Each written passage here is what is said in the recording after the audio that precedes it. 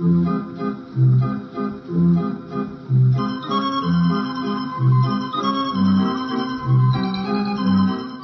famille, deuxième partie, chapitre 18, Bob.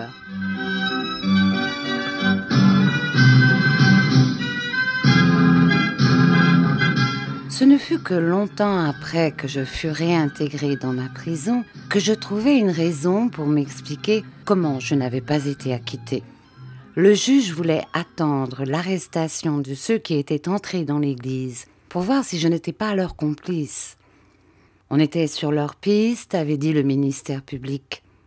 J'aurais donc la douleur et la honte de paraître sur le banc des assises à côté d'eux. Quand cela arriverait-il ? Quand serais-je transférée dans la prison du comté ? Qu'était cette prison ?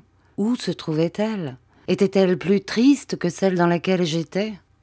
Il y avait dans ces questions de quoi occuper mon esprit, et le temps passa plus vite que la veille. Je n'étais plus sous le coup de l'impatience qui donne la fièvre. Je savais qu'il fallait attendre. Et tantôt me promenant, tantôt m'asseyant sur mon banc, j'attendais. Un peu avant la nuit, j'entendis une sonnerie de cornet à piston, et je reconnus la façon de jouer de Mathia. Le bon garçon, il voulait me dire qu'il pensait à moi et qu'il veillait.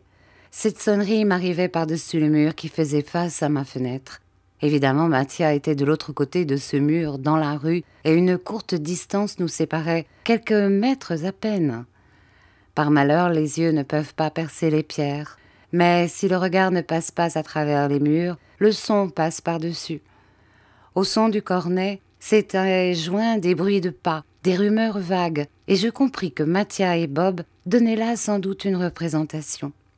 Pourquoi avaient-ils choisi cet endroit ? Était-ce parce qu'il leur était favorable pour la recette, ou bien voulait-il me donner un avertissement ? Tout à coup, j'entendis une voix claire, celle de Mathia, crier en français « Demain matin, au petit jour !» Puis aussitôt reprit de plus belle le tapage du cornet. Il n'y avait pas besoin de faire un grand effort d'intelligence pour comprendre que ce n'était pas à son public anglais que Mathia adressait ces mots. « Demain matin, au petit jour !» C'était à moi, mais par contre, il n'était pas aussi facile de deviner ce qu'il signifiait, et de nouveau je me posais toute une série de questions auxquelles il était impossible de trouver des réponses raisonnables. Un seul fait était clair et précis. Le lendemain matin, au petit jour, je devais être éveillée et me tenir sur mes gardes. Jusque-là, je n'avais qu'à prendre patience, si je le pouvais. Aussitôt que la nuit fut tombée, je me couchai dans mon hamac et je tâchais de m'endormir. J'entendis plusieurs heures sonner successivement aux horloges voisines. Puis, à la fin, le sommeil me prit et m'emporta sur ses ailes.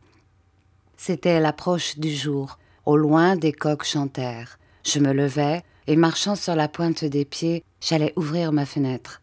Ce fut un travail délicat de l'empêcher de craquer. Mais enfin, en m'y prenant avec douceur et surtout avec lenteur, j'en vins à bout.